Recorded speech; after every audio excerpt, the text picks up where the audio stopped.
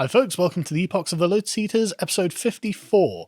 Today, Bo and I will be covering Maurice's Strategikon. This is I love ancient military manuals because they give you a much more, I think, accurate assessment of what ancient warfare was like. And of course, no one in the modern era has any idea really what ancient warfare is actually like because no one's been through it.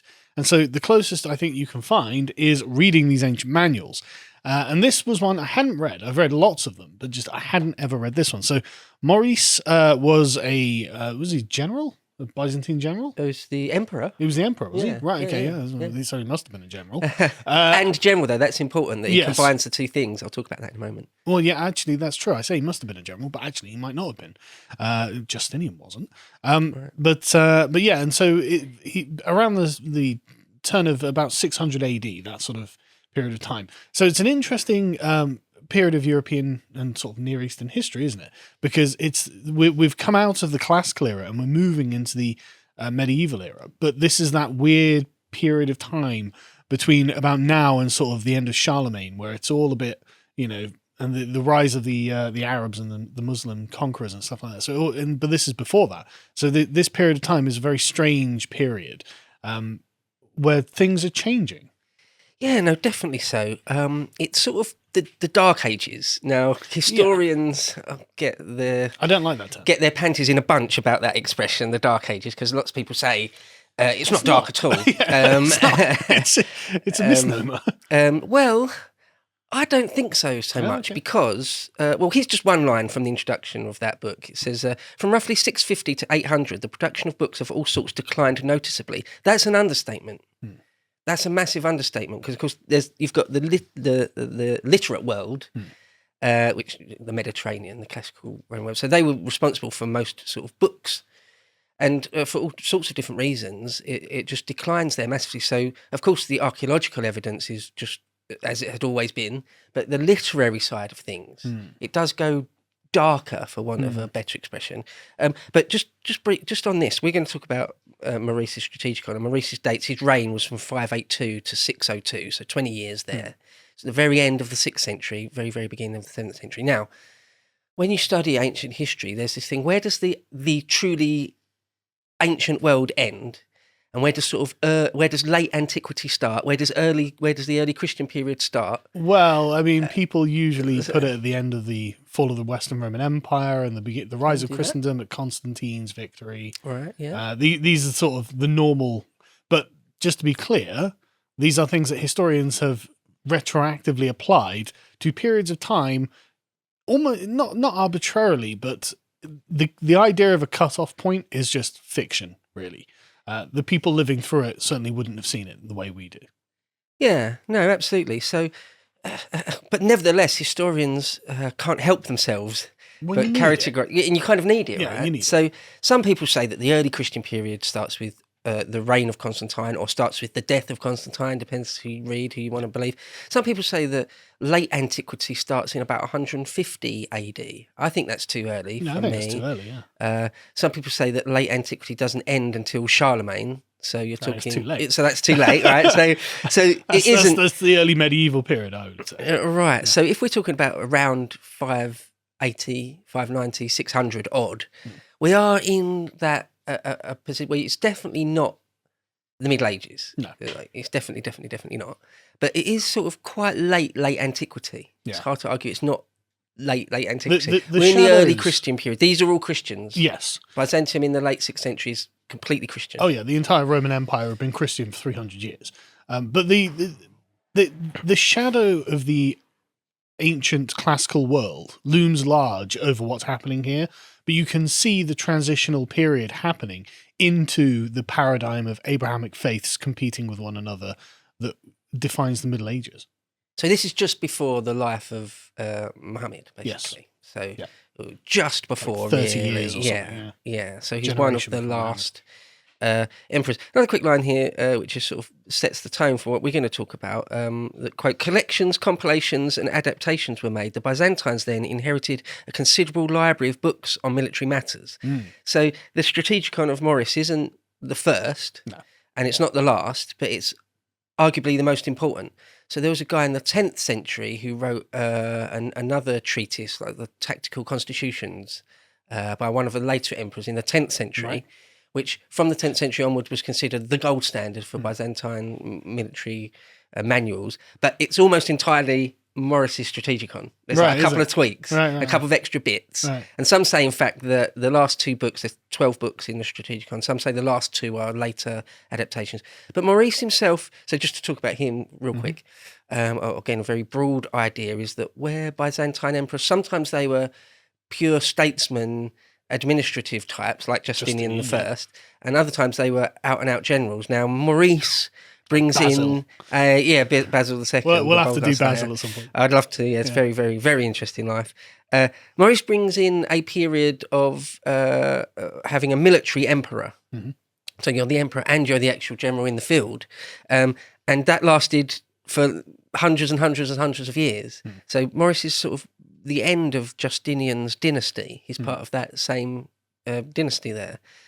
So he breaks the tradition, if you like, of that, and then it continues onwards because the world, the levels of just pure violence or the levels of might is right, if you like, just keep going up and up and up during these centuries. Oh, yeah. So you can't really afford to have a Justinian. It's like a luxury to have a Justinian type statesman dude. You kind of need a badass general who's prepared to kill people himself if needs be. And the warfare has changed as well because the nature of the enemies has changed. One of the things I find fascinating about the Byzantines is the geographic location. Right. So Rome being in the center of Italy, surrounded by sea and mountains and forests, naturally lends itself to infantry-focused armies. This is what the Romans had to deal with day in and day out because, boatloads of Carthaginians could turn up, but they're going to be mostly on foot. A bunch of Gauls could come marching over the Alps, but they're going to be mostly on foot. Their neighbors are only a few hundred miles away, so they're mostly going to be on foot. Whereas it's different for the Byzantines because they're by the Black Sea. They're connected to the sort of Caspian steppe. They have to deal with horse nomads a lot and Persians. And suddenly the horse is the main focus of war. And that's totally different to the classical world. That is just not the way things were done. And so what I found, so getting into this then, the first thing that struck me was that he only has instructions for cavalry. More or less, yeah. It's sort of well over 90% just talking about cavalry. And when he brings up, and if the infantry are there, then they'll do something. And he literally just doesn't care. He's not talking about the infantry at all. He's like, well, the infantry might do something, that'll be useful. But worry about, the ranked order of your, you've got your heavily armored lancers in the front with their shields, and then just, for 5 ranks behind it's just bowmen. And stuff like this, mounted bowmen. Mounted bowmen. Mounted. But everything in Maurice's conception is a mounted regiment, and he's got lots of formations laid out where he actually demarks what should be where, and this is how things should be. But it's all mounted, and this has to be a response to the fact that they're dealing with like the Alans and the Avars and the Persians and the Turks and various other insufferable warrior tribal nomads that they just can't stop. Yeah, so their main enemies are like the Avars, the Goths, the Alans, the Persians. Quite often they still call them just collectively Scythians, which is interesting. Well, they just come from the steppe and they all act in kind of the same way. That's the thing, like and he does distinguish between the Turks are the worst of them, apparently. Probably true. But he does distinguish between a bunch of them, but they are basically all the same. Yeah. Well, they're uncivilized, aren't they? They haven't they don't benefit from Roman law or anything. So and all they do is fight. It's a great quote here I got then that sums it up. In the course of the 3rd and 4th centuries, the legions came to be reduced in size and a large number of new units were created. More emphasis was placed on mobility and thus on cavalry, just as we've been saying. Who could move more rapidly from one threatened frontier to another? The enemies of the Romans were also depending more and more on horses in their attacks. The Gothic tribes who had settled in the steppe north of the Black Sea had turned to riding horses and found that with good armament, they could fight their battles more effectively. So it's there's much more movement in this period. Because if you talk about sort of, say, Republican Rome, which is a long time ago after this, nearly 1,000 years ago, yeah. but they were sort of known or famous for almost having hardly any cavalry, and Well, when the they did, cavalry it was lame. Yeah, it was never a pivotal aspect of the Roman army. So now it's just a whole different world, isn't it? Yeah. It's just a whole different world. And as you say, Constantinople is just a different thing. It's sort of the city itself, or even the inner core of the inner city is very, very, very strong. But if you zoom out, or the more you zoom out, the weaker it seems now, because you've got everyone from the Black Sea, or the Euxine Sea, and straight in with the Dardanelles, straight into the Med. Yeah. So it's sort of in the middle of a chaotic situation. And the natural frontiers are really terrible. Because if you think about like the Roman Republic, Italy is actually a really defensible thing. Like you've got sea on every other side, apart from the north, where you've got giant mountains. And it's like, yeah, I'd like to control that. If that's your starting location in a game of Civ, that's great because it makes it really difficult. Whereas the Byzantines literally have nothing, a couple of rivers, but they, unlimited numbers of horse-mounted warriors can just ford those rivers and just come across from the unlimited steppe, so it's just like, right, okay, I'm sure it made sense to Constantine when the empire was at its height. We control everything. We've got, 300,000 men under arms. No one's coming anywhere near us. Sure, then, but 300 years later, where half the empire's gone and the rest of it is slowly being chipped away, you don't have that. And now you're in a really vulnerable position. Yeah, it's a really good point. When Constantine in the 310s, 320s, 330s, when he picked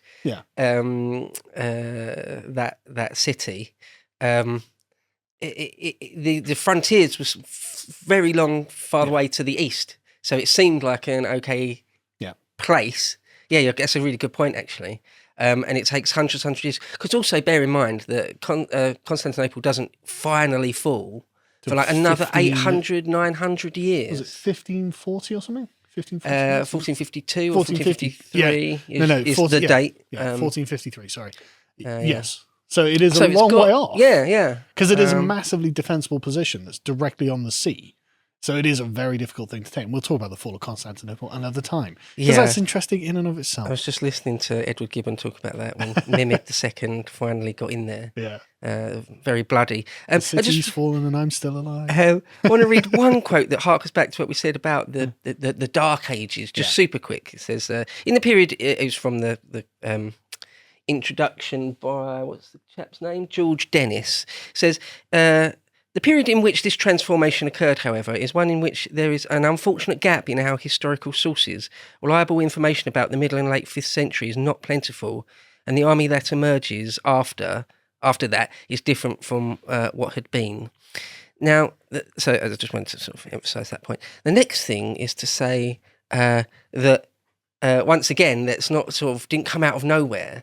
The Byzantines, or the Romans, happy to call them Roman still, they called themselves Romans. They interchangeably called themselves Romans and Greeks. Yeah. Or quite often their enemies called them Greeks, but certainly Romans. The institutions were Roman. Ethnically, the people were Greek. Right, yeah. And they would...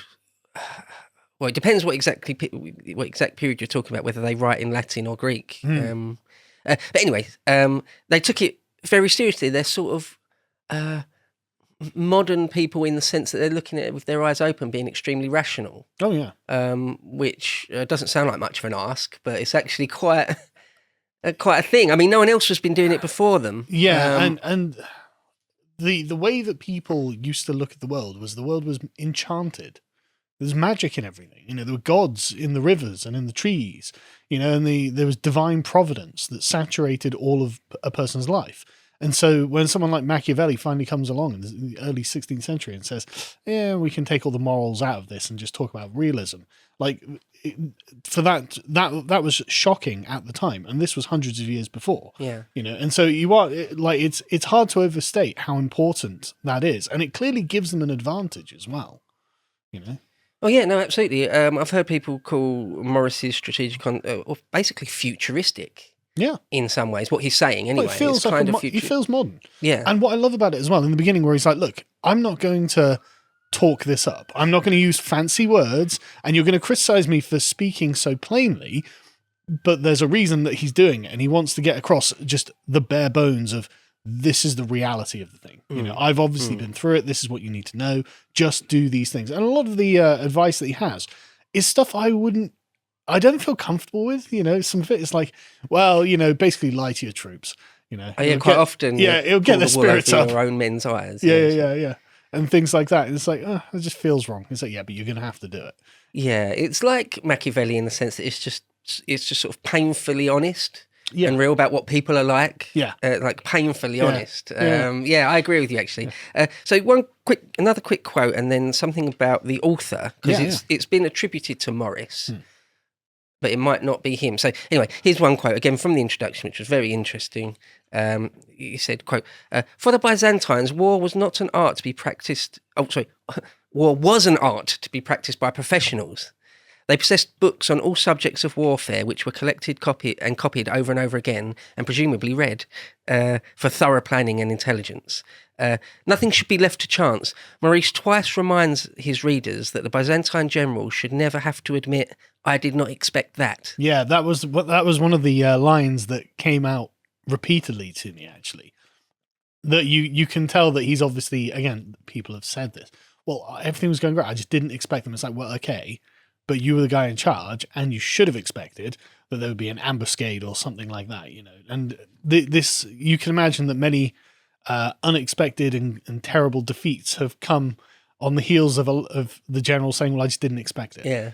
Well, you know. Kind of your first job is to expect the unexpected, as difficult and impossible as that is. But that's sort of what you're being asked to do in many ways. I mean, because when you read this sort of a general overview of it, is that a lot of it seems to a modern mind is sort of stating the obvious. Yeah, common sense. But then that is needed. Yeah, even for senior generals, especially because some armies, like our modern armies, you don't get to be a general without being highly experienced and having lots and lots of years experience. But in different times, different places, that's not the case. It might just be that your uncle is extremely powerful and suddenly you're a general and you've got no idea what you're doing. None. And that's it. And it's worth talking about like the institution of a country's military, because institutional knowledge is something that builds up over time, and it builds up over time with the continuation of the institution. As in, if you're a Frankish tribe or something, and your army gets wiped out in a battle, like that's all the fighting men, almost all of the fighting men of your generation wiped out, then the knowledge that is contained within the institution is also wiped out. And so the next time you guys have to field an army, you don't have any experienced captains. You don't have lieutenants or sergeants who know how to organize the men, who've got like a series of traditions that have taught them right from wrong. And so this all has to be learned from the ground up. And so this is why things like this are important. Because and again, like we would in the modern era, like people who have had any like interest in reading around the subject. I mean, I grew up on military camps because my dad was in the RAF. And so you get like through just general osmosis, you would pick up these things. Because I mean, like from our life, it was like, just armed soldiers wandering around, and they wander in pairs, they don't go on their own. Why would that be? You know why that would be. Right. So if there's a problem, they can help each other, or one can return and let people know there's something going on. I mean, nothing ever happened, obviously, but like, the traditions are there for a reason. And however, there are lots of times before this where you can see that other peoples don't have these traditions and they don't follow the basic rules. Now, like we talked sorry, I know I'm talking a lot here, but there's a lot I want to say. Right. So when we were talking about the Roman soldier's handbook that some modern author had written, I can't remember it. We did it one of the Epochs a while ago. And every night they built the fortified camp. Maurice continues this, saying, look, even if you're in friendly territory, you build a fortified camp. But almost nobody else did this. Like this is like, there are examples, Pyrrhus didn't do this. The Greeks didn't do this. They didn't build fortified camps. The Germans certainly didn't build fortified camps. The Gauls didn't build fortified camps. And you think, why not? What's preventing them? Well, they've got like 50,000 men. They feel no one's going to come near us. We're unstoppable. There are actually quite rational reasons for them to be like, nah, it's not worth the effort. Whereas the Romans, like, well, you don't want to say, I didn't expect that, did you? Through many years of hard experience. And so, like, the institutional knowledge that is built up in the Roman military, we take for granted in the modern era because we have the same kind of institutional knowledge that's been built up in our militaries over literally centuries of fighting. But if you don't, but without that, you don't know these things. And so that's why he has a lot of things that seem commonsensical to us, but might not have done in the past.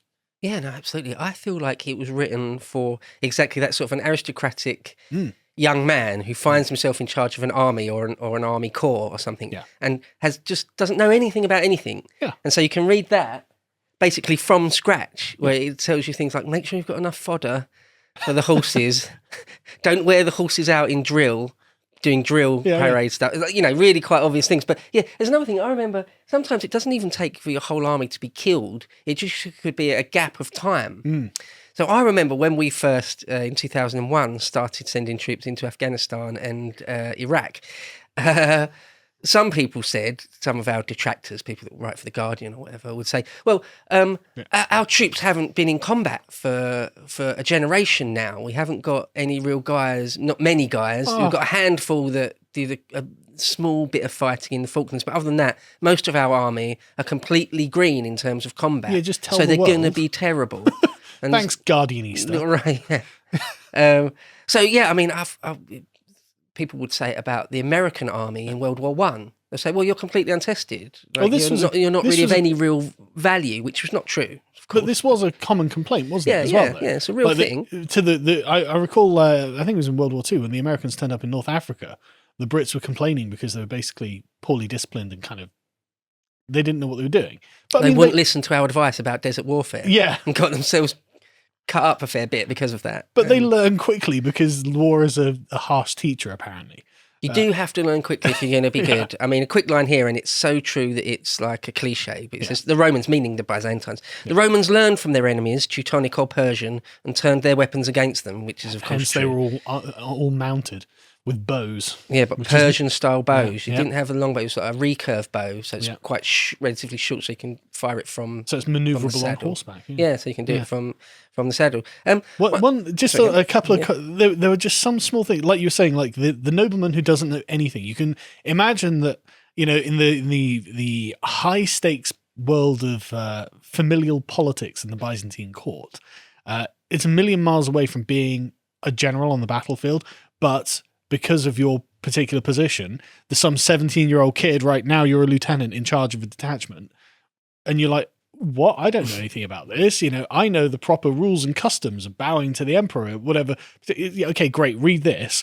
And there are some things in there. It's like, look, if you're crossing a river, just dig a ditch and fill it with wood before you go across. And then the last troops set that ditch on fire, and you won't be harassed as you're going across, because the enemy will, of course, have a wall of fire between you and your troops. They can't just attack you. You wouldn't have thought about it. It's just a small thing, but it's just like, oh yeah, that is a good idea. It's not very much effort, and it will stop us from all getting killed, and it's just small things like that the inexperienced commander needs to know.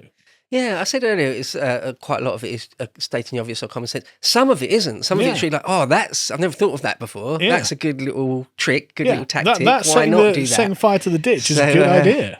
Yeah. One thing just to say about the authorship of it, it's been attributed to Maurice, the Emperor. But at no point in it does it say, I am Maurice and I'm written. But lots of people thought it must be, for all sorts of reasons, the job of the historians to pick apart every tiny little detail that might lead to something. So it does seem, though, it was either him or it was dictated by him, or perhaps one of his most senior generals. But it certainly dates from his reign, and it does seem like it's written by the actual head of state, sort of thing. And at the beginning, he says, it's obviously self-deprecating, because he says, this is due to my half a lifetime of gleaning knowledge and a small amount of experience for myself, which is, he obviously has a vast amount of experience, though. Nothing's left untended, is it? That's the thing. Every aspect of it is clearly marked out. And even to look, and these are the enemies you're expecting to fight. These are the character of these peoples, which is something I'd love to talk about, because I love ancient ethnographies. Yeah, no, me too. There's some great bits in it. One thing just to mention here is to put it in its context before I think maybe we could dive into the actual text and the things it says. It's one thing. Sometimes a nation or a peoples can suffer a sort of a crushing defeat, and and it stays with them forever. It's sort of part of their psyche, collective psyche, even hundreds of years later. One of them, perhaps, is the sacking of Rome by Brennus, for example. That stayed with the Western Roman mind for a long time. So the Byzantines had something similar, the Battle of Adrianople, sometimes called Hadrianople. And there's been got crushed by the Goths. There's been plenty of battles there. But I'm talking about one in the 370s with Valens. Was it the 380s? In and around then, anyway. Yeah, it was about 400 AD. Was it? Yeah, somewhere around the 370s, I think it was.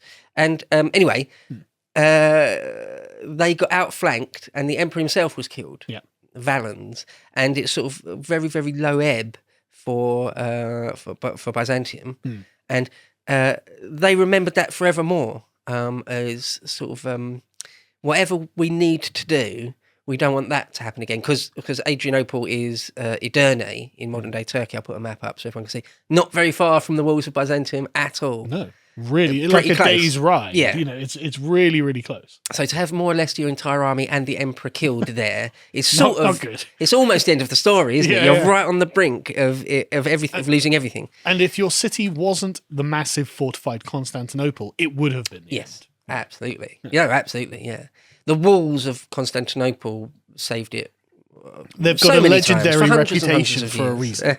To watch the full video, please become a premium member at lotuseaters.com.